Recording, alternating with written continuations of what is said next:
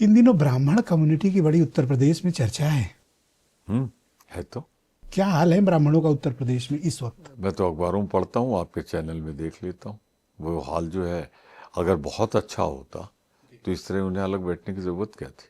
कहीं ना कहीं से घुटन महसूस कर रहे हैं, और ये पार्टी हाईकमान का काम है, पार्टी नेतृत्व का, प्रदेश का काम है कि उनके दुख दर्द को सुने, समझे।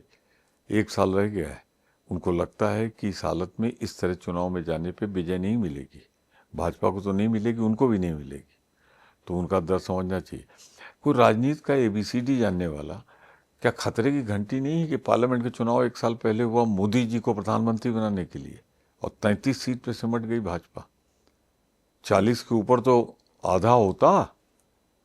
तो जब यहाँ बहुमत नहीं मिला पार्लियामेंट में, जहाँ पे नेतृत्व तय था, यहाँ तो नेतृत्व ही तय होगा कि नहीं होगा ये बाद में फैसला होगा। क्या ब्राह्मणों को टारगेट करके कोई अत्याचार हो रहा है इस वक्त? मैं सिर्फ इतना कह रहा हूँ कि भाजपा, बहुत विश्वासपूर्वक कह रहा हूँ, भाजपा ब्राह्मणों पे विश्वास नहीं करती। गिनाऊं? आप जाति की राजनीति पर भरोसा करते हैं? नहीं, लेकिन जाति और धर्म के बारे में इतना ही कह सकता हूँ कि ये जो हम दो, हमारे दो हैं, ये ब्राह्मणों पे विश्वास नहीं करते, जिनका नाम नरेंद्र मोदी और अमित शाह है। योगी जी? योगी जी के बारे में मैं ये कह सकता हूँ कि उनके डिप्टी चीफ हैं, सभी ब्राह्मण हैं, तमाम लोग ब्राह्मण हैं, वो करते होंगे। पर केंद्र के बारे में देखिए, भाजपा केंद्र से चलती है।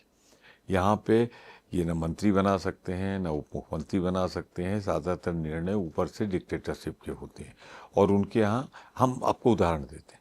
आप बताइए, इस देश का प्रधानमंत्री कौन है? ब्राह्मण तो नहीं। गृह मंत्री कौन है? ब्राह्मण तो नहीं। रक्षा मंत्री कौन है? ब्राह्मण तो नहीं। वित्त मंत्री कौन है? उत्तर भारत का ब्राह्मण तो नहीं। विदेश मंत्रालय नहीं।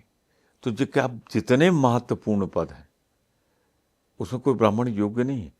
मुख्यमंत्री ले लीजिए, एक ऐसे आदमी को बनाया जो खुद बैठा हुआ MLA पहली बार जीत गया, उसे राजस्थान दे दिया, वो राजस्थान समझ ही नहीं पा रहा है। मुख्यमंत्री नहीं बना रखे। कांग्रेस के जमाने में 10-10, 12-12 मुख्यमंत्री होते थे, नहीं है। राष्ट्रपति कौन है? जो है अच्छी है, लेकिन ब्राह्मण तो नहीं। सुनिए तो, उपराष्ट्रपति कौन है? ब्राह्मण तो नहीं, अच्छे हैं जो है। स्पीकर कौन है? ब्राह्मण तो नहीं। स्पीकर उत्तर प्रदेश में कौन है? बहुत अच्छे, पर ब्राह्मण तो नहीं। ये ब्राह्मणों से चिढ़ क्यों? ब्राह्मणों से नाराजगी क्यों? ब्राह्मणों पे विश्वास क्यों नहीं? पर आपने सब गिनाया, लेकिन उत्तर प्रदेश का एक बार भी जिक्र नहीं किया क्या कि यहाँ ब्राह्मणों के क्या हालात हैं।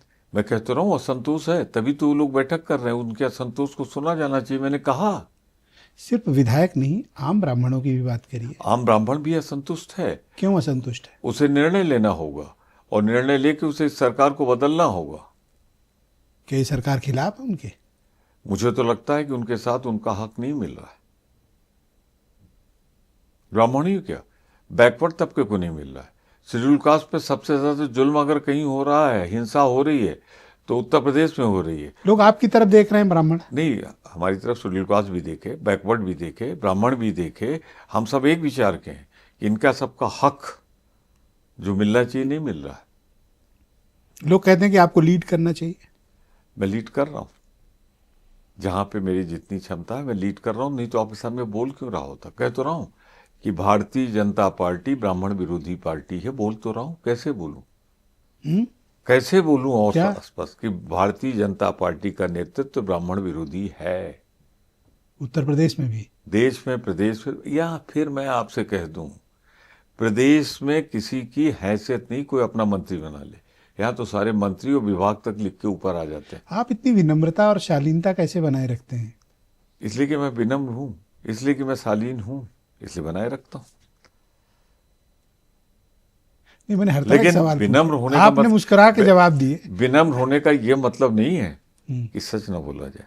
मैं विनम्र हूं, पर सच बोलूंगा, और सच्चाई यही है कि भारतीय जनता पार्टी ब्राह्मण विरोधी, बैकवर्ड विरोधी, शेड्यूल कास्ट विरोधी है। अब मुसलमान का नाम नहीं ले रहा हूं।